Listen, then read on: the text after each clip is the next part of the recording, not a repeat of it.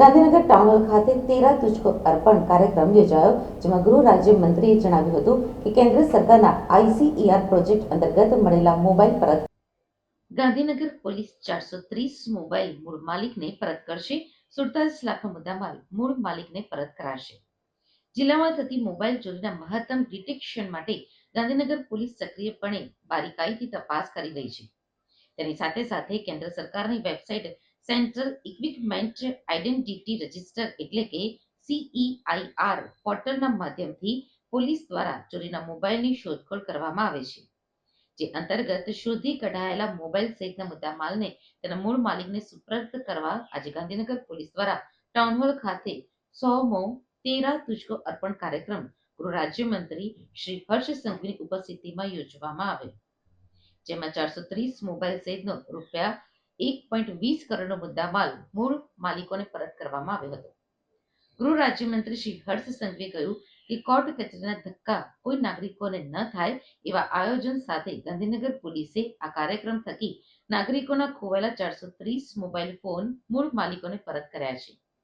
રાજ્યના નાગરિકોને સહેજ પણ અગવડતાનો સામનો કરવો ન પડે તેવા ઉદ્દેશ્ય વરેલા મુખ્યમંત્રી શ્રી ભૂપેન્દ્ર પટેલના વિચારોને મૂર્તિમંત કરવા બદલ ગુજરાત પોલીસને અભિનંદન પાઠવું છું. મંત્રીશ્રીએ વધુમાં ઉમેર્યું હતું કે ફરિયાદી વિશ્વાસથી પોલીસ સ્ટેશને જાય છે, પણ સંપૂર્ણ કાર્યવાહી કરતા સમય લાગે છે, ત્યારે ફરિયાદી પોતાનો વિશ્વાસ ગુમાવે છે.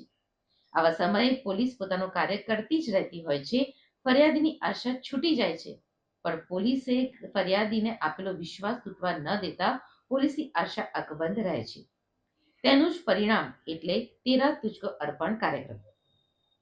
મંત્રીશ્રીએ વધુમાં કહ્યું હતું કે મંદિરની ચોરીની વાત આસ્થા સાથે જોડાયેલી છે. ભગવાનના દાગીના કે મૂર્તિનું જેટલું મૂલ્ય છે, તેના કરતાં વિશેષ આસ્થાનું મૂલ્ય છે, અને આ આસ્થાને બચાવવા સરકાર અને પોલીસ સતત કટિબદ્ધ રહેતી હોય છે. ગાંધીનગર જિલ્લા પોલીસ દ્વારા ડ્રગ્સ વિરોધી જે કામગીરી કરવામાં આવી રહી છે, તેનો ઉલ્લેખ કરતા મંત્રીશ્રીએ ઉમેર્યું હતું કે આપણા ગાંધીનગરના કોઈ પણ ખૂણે આ દૂષણ પ્રસરે નહીં, તે જોવાની જવાબદારી પણ પોલીસની છે, અને આ માટે તેમણે કટિબદ્ધતાથી કાર્ય કરવાનું છે.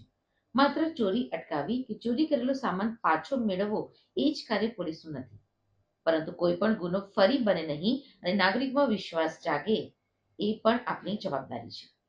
લોક સહયોગ અને લોકોની સુરક્ષા માટે નાનામાં નાના વિષયો સાથે સુરક્ષાની દિશામાં સફળતાપૂર્વક કામગીરી કરી બદલાવ લાવવા બદલ મંત્રીશ્રી રાજ્યના DGP શ્રી વિકાસ સહાયને અભિનંદન પાઠવ્યા હતા. આ કાર્યક્રમમાં રાજ્યના DGP Shri Vikas Sahay, Gandhinagar range DIGP Shri Virendra Yadav, Gandhinagar mayor Shri Miraben Patel, જિલ્લા પંચાયત પ્રમુખ શ્રી શિલ્પાબેન પટેલ, ધારાસભ્ય શ્રી રીટાબેન પટેલ તથા ધારાસભ્ય શ્રી દહેગમ બલરાજસિંહ ચૌહાણ અને પોલીસ અધિકારી કર્મીઓ તથા નગરજનો ઉપસ્થિત રહ્યા હતા. એ વિચારોને જમીન પર ઉતારીને રાજ્યના વધુમાં વધુ નાગરિકોને સહયોગ કઈ રીતે આપી શકાય તે માટે ગુજરાતના ગૃહ વિભાગ અને ખાસ કરીને મારા પોલીસ પરિવારના સૌ સાથીઓને હું ખૂબ ખૂબ અભિનંદન આપું છું. અહીંયા બેઠેલા મારા વડીલો, ગાંધીનગરના મારા સૌ માતાઓ, બહેનો અને યુવાન સાથીઓ, તમે ક્યારેય કોઈ બી રાજ્યમાં, કોઈ બી દેશમાં તમારા ચોરાયેલા મોબાઈલ તમને પાછા મળશે એવું કોઈએ સપનામાં વિચારેલું ખરી?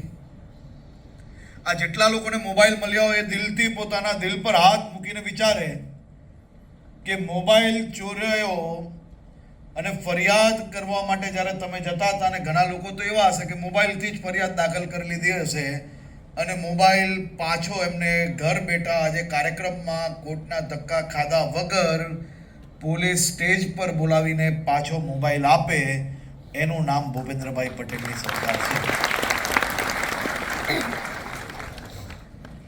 સામાન્ય રીતે મારા એક સાથી યુવાન મિત્ર કલોલવાલા ભાઈ ક્યાં ગયા? આ બાજુ વચ્ચેની લાઈનમાં. હા, તો બરાબર જ વિચારેલું. એટલું સારું છે કે તમને મનમાં જે હતું એ તમે બોલી લીધું. મોબાઈલ ચોરાઈ ગયો એમના મનમાં હતું કે હવે મોબાઈલ પાછો નહીં આવશે, પરંતુ પોલીસ પર બી વિશ્વાસ હતો તો પોલીસ સ્ટેશન સુધી પહોંચ્યા. પોલીસ સ્ટેશન સુધી પહોંચ્યા, પરંતુ આજના જમાનાના યુવાનોને તો એમ જ હોય કે હમણાં મેં ફરિયાદ લખાવી ને પોલીસ આમ કાંઈક 4 ચક્કર મારશે ને મોબાઈલના ચોરને શોધીને પાછા લઈ આવશે. વિશ્વાસથી પોલીસ સ્ટેશન સુધી ગયા, પરંતુ સમય લાગતા જ એમના મનમાં એ ભાવ બી આવ્યો કે હવે આપણો મોબાઈલ પાછો આવવાનો નથી. પરંતુ પોલીસ તો પોલીસનું કામ કરે જ છે ને કરતા જ રહેશે. અને એ મોબાઈલ એમને પોતે આશા છોડી લીધી, પરંતુ અમારી પોલીસની ટીમે આશા છોડી નહીં ને ચોરને દબોચ્યો અને મોબાઈલ આજે પાછો એમને પરત હાથમાં આવ્યો. આ દાદાની આંખોમાં